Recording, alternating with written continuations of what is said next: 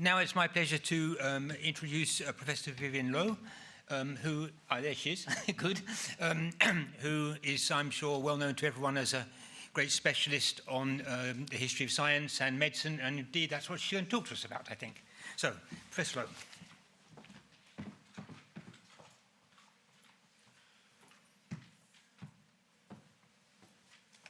Thank you so much, and thank you to the IDP team for inviting me here today. It's nice to be back from France to the British Museum Library for the moment. So, I'd like to talk about medicine on the Silk Roads.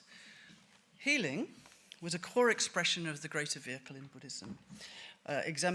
Medicine exemplified and demonstrated the Buddhist concern with cultivating compassion and charity. Both for personal and institutional salvation. So it's no surprise that Dunhuang was not only a religious crossroads, but it was also a place with many resources that tell us about the polyglot, that is the transnational and the translingual nature of medieval medicine. Themes associating Buddhism and medicine are wide-ranging, from healing sutras and remedies, pharmacological remedies, to exorcism. Even the earliest known hospitals of a kind were recorded by Fa-Hsien, the 4th to 5th century monk, where the sick, poor, and destitute provided with lying-in care. With suffering as the first noble truth, the perfected Buddha himself was known as the king of physicians, or the medicine Buddha. He was able to determine the origins and characteristics of illnesses. He was in charge of all remedies, including healing the sufferings of the soul, ignorance, and the poison arrows of the passions. On the path to enlightenment, the greatest obstacle was illness, and cultivating the spirit, therefore, relied on healing the body and soul. The precepts for Buddhist bodhisattvas and monks alike included exhortations to heal the sick. So a duty of care was embedded at many levels of everyday medieval life at Dunhuang. Monastic life was not only rich in the many religious metaphors that shaped medicine. Wang Jinyu, who I've worked with extensively, has selected images of monks tending to patients, the preparation of drugs, and regimes of self and community care. So we have, for example, this is a care of a patient there in grotto number 296. Here, actually the earliest image of cleaning the teeth anywhere in the world, on the right-hand side. And washing the hair here, washing the head. Here, boiling milk, so regimes of hygiene which wouldn't have been known for sort of cleansing the milk at that time, but actually had the practical effect of that. Many valuable medical texts dating to between the 4th and 10th century were found among the thousands of sutras accidentally discovered by Wang Yuanlu, here looking very pleased with himself, the caretaker of the caves. Many of these manuscripts, as we know, were discovered in Cave 17 and have been copied and transmitted within the religious community, also at the Dunhuang Prefectural School. Over 20 to 30 years, I've worked with a fabulous team of European and Chinese researchers, notably the late lamented Ma Jixing, Wang Xumin, Catherine Despeur, Wang Jinyu on those murals that we were just looking at, and Wang Yidan and Persis Berlekamp on the Persia connections, and Ronit Yueli Tlalim on astromedicine and Tibet. Ronit co-edited with me Medicine on the Silk Roads, a volume of my journal, the journal I inaugurated at Brill Asian Medicine. The first three collaborators, Ma, Wang, and Catherine Despeur, have categorized these medical manuscripts, between 150 and 200 of them. These include remedy texts, medication lists, disease lists, acupuncture, well, not so much acupuncture, actually, moxibustion texts. Texts concerned with ritual prohibitions are very important. Despeur's categories are a little bit more wide-ranging, and she includes sexual cultivation, perfumes and incense, and other things to do with the medical and healing aspects of everyday life. Some texts are unique to Dunhuang, so we don't find them anywhere else. Other texts are well-known additions of books that have been transmitted in printed form to us since the Song dynasty. The medical texts are mainly in Chinese, but also Uyghur, Tibetan, and Sanskrit. There are also comparable medical texts written in Tangut from Karakoto at the southern edge of Inner Mongolia. These testify to distant nodes of transmission of medical knowledge. But what I'd like to present today is some of the ways in which that transmission happened between linguistic and geographic places. Through these Buddhist institutions, and also provide us with a precedent for thinking about transmission through Mongolian rule later in China. But first, in the history of European medicine, bloodletting, cautery, wounds, cauterizing wounds, and the Zodiac Man all inspired well-known iconographic schemes of the body. But less commonly recognized is that there is a whole genre of charts of the body which seem to have emerged simultaneously in Europe, in Tibet, and in China.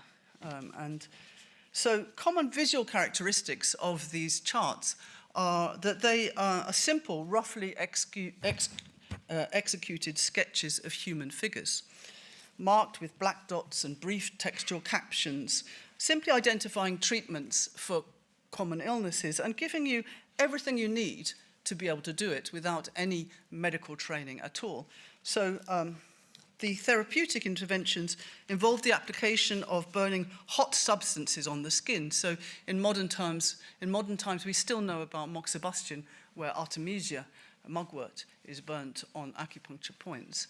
But back then, it was more moxibustion and other kinds of substances than it was needles.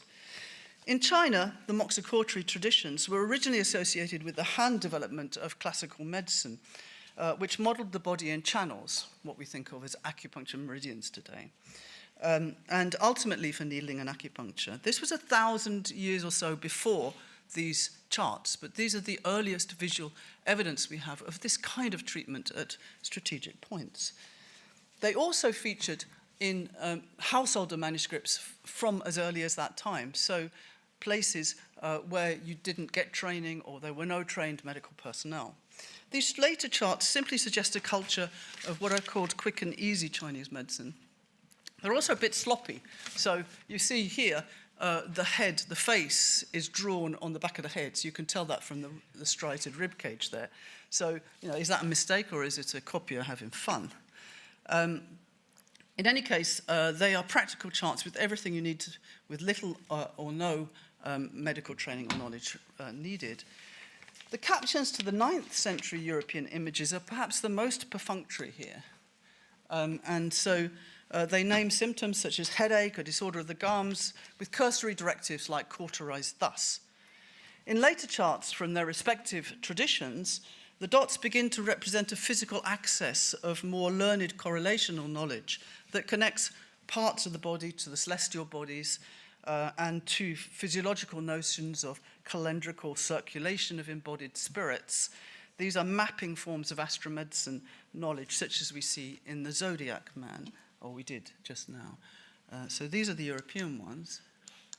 While the makers of the medieval European and Asian charts are unlikely to have influenced each other as early as that time, we can see from the Dunhuang evidence that the performative medical knowledge actually traveled from China to Tibet. Here the key Tibetan and Chinese charts and numerous supporting texts are listed here, which help us to understand the medical techniques, how they were used, and when, importantly, they were not supposed to be used. These rare witnesses to the practice of medieval medicine not only conjure up a coherent vision of how the body was manipulated in the day-to-day practice of healing, but also invite an analysis of what facilitated communication of medical knowledge across cultural boundaries. The Tibetan manuscript here features two naked male figures 1.5 profile and a full side view, and a third figure which has been damaged. The figures are marked with 18 points, and mostly on the arm and the lower body. Their bodies are lean and muscular with striated rib cages, a high bridge of the nose, full lips and chiseled characteristics, cheekbones. The eyes are very focused, and the hair is tied up loosely in a sort of looping ribbon that gathers up the locks on the top of the head. The ribbons caught by the wind give a kind of impression of movement, an impression of, it animates the figures somehow. The figures are rather childlike and rough, but they are individualistic. They bear little resemblance to Buddhist artistic conventions and are a far cry from the plumper, more opulent Tang Dynasty body ideals of the same period. Nudity is rather unusual at this time, and here we have a full naked man in this is in the fortune-telling traditions, so it's quite unique at the frontier of China here. The posed fingers of the Chinese cautery texts seem qualitatively different, more standardized, and neater, wearing underwear, so slightly more modest. And nevertheless, they have the same black lines that we see in the other charts, in the Tibetan and the European charts, and dots marking places for moxa cautery, with simple instructions for what ailments you should be using this treatment, and everything that the layperson might need to practice at home. They're a kind of frontline medical treatment medical treatment. Astonishingly, in the Chinese text, moxa cautery tends to be applied in multiples of 100, and in this particular manuscript, actually the image, the text is on the right-hand side. That's associated with the next image, and let me see if I can point it out, but it's 1,000, where are we here? So somewhere here, 千庄, 1,000 times on the head of the Yu Xing Tao. Where is it? Up there, this one, Yu Xing Tao. Does anybody know what that is? Cross your legs, guys. That's the head of the penis. And it's actually, so you see, it's marked there, so where are we? Anyway, you can see that for yourself. Basically, this moxa is painful. It's meant to blister at the time, and it's a treatment, in this case, for Wulao Qisang. So this is the 5 wearinesses and 7 injuries in men and boys, which includes an affliction. It's an affliction of men and boys, particularly with impotence. So imagine 1,000 moxas intended to blister on the head of the penis. Or don't imagine. This wasn't nice, and here you see a Song Dynasty picture of this same kind of treatment on the back, with the little guy on the right-hand side laughing a lot. So you can see the everyday, rural nature of this treatment. Other symptoms to be cauterized include various insanities, thunderous callings in the belly, large intestine, bubbling, diarrhea, dysentery, inability to digest food. So dating to about 861, the preface to Paleo 2675 sets out the text's intention to abridge the moxa cautery techniques of a number of schools or teaching lineages in order to provide a practical medicine for those living in outlying areas with no access to learned medicine. So this particular text is actually more about control of the practice of what was clearly a popular practice with lots of different ways of doing it. A connection between the Tibetan texts and the Chinese moxa cautery text is undisputed, and what is the relationship between them? Is one an adaptation of the other? Is the Tibetan an adaptation, a direct translation? And what kind of thing can you see happening in the process of transmission?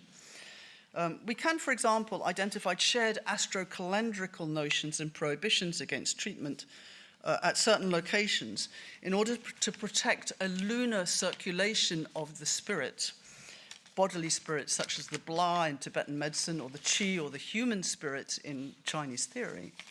There's copious evidence of this astromedical theory in China, that rather establishes the priority of the Chinese text.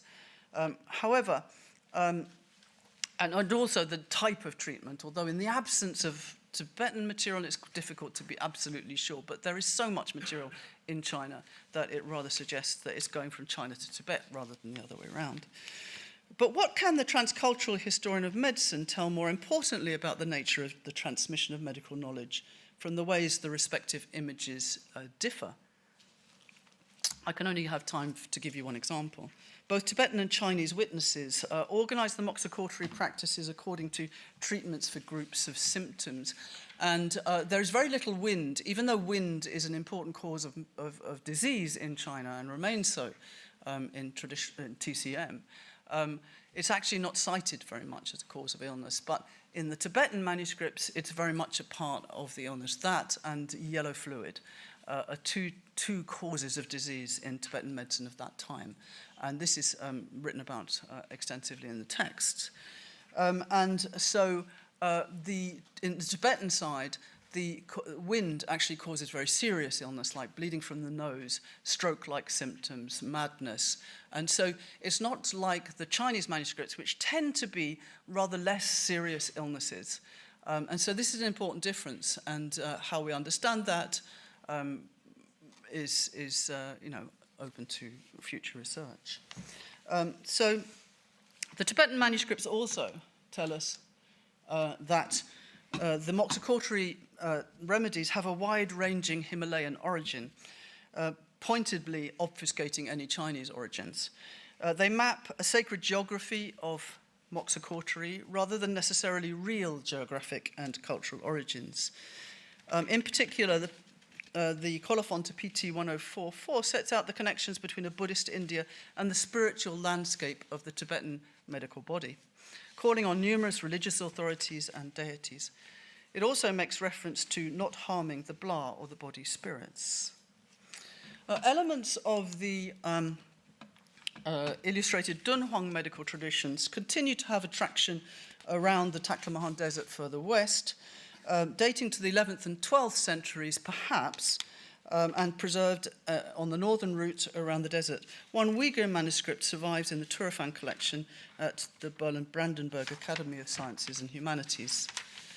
We see the basic elements of the early moxicautery charts copied here.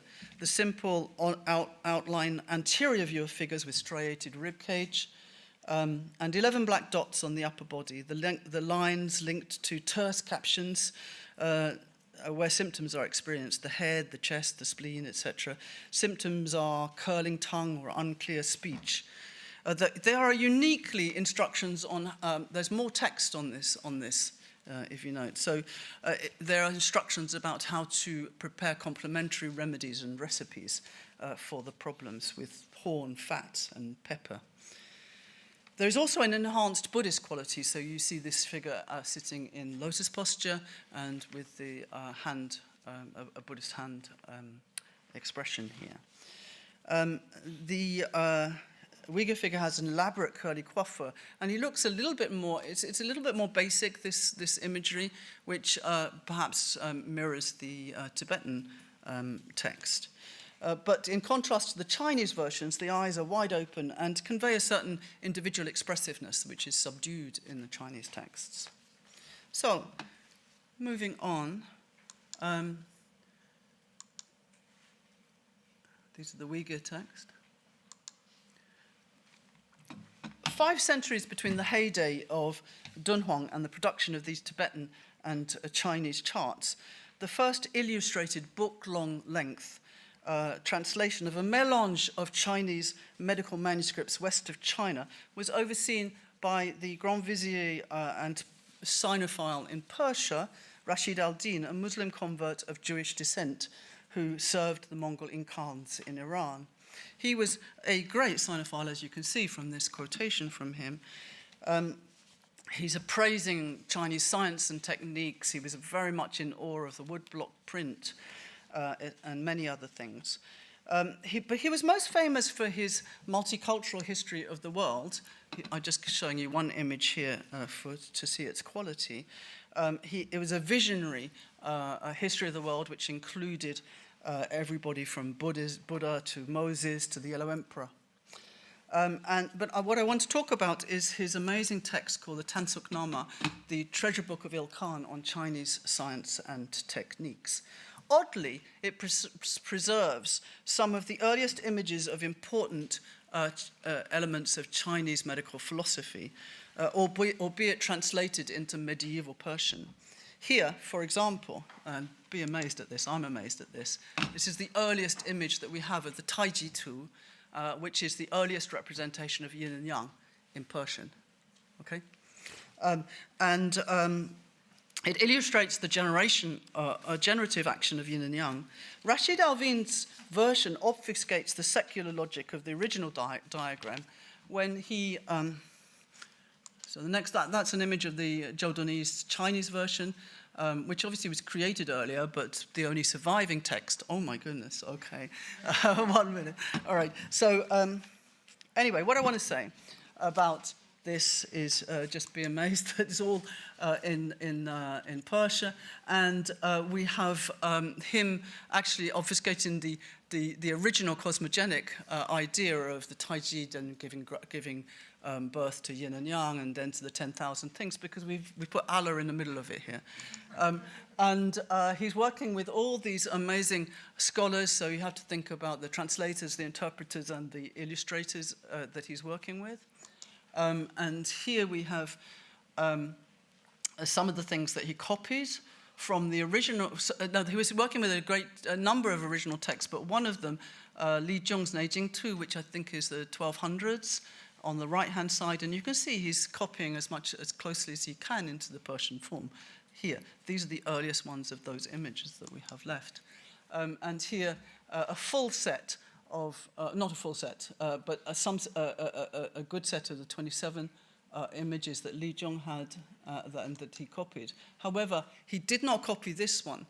And one of the reasons I would suggest that he didn't copy this one is because it's full of Chinese religious ideas about the internal aspect of the body. So you have there the tiger and the red bird. You have the infant of immortality beneath the navel. You also have a chakra there, a wheel below the belly there, which is clearly the Indian material seamlessly going through. So just to finish, two things, if you give me 30 seconds. This is the Chinese version here. It's traveling to Persia and down the Silk Roads, and on the right-hand side to Japan. I wanted to talk about the diamond body and its relation to martial arts, but don't have time to do that. And then finally, this is grotto number 272, where we do see what seems to be elements of Indian forms of self-cultivation merging with China, and I'll talk to you about that another time when we have time.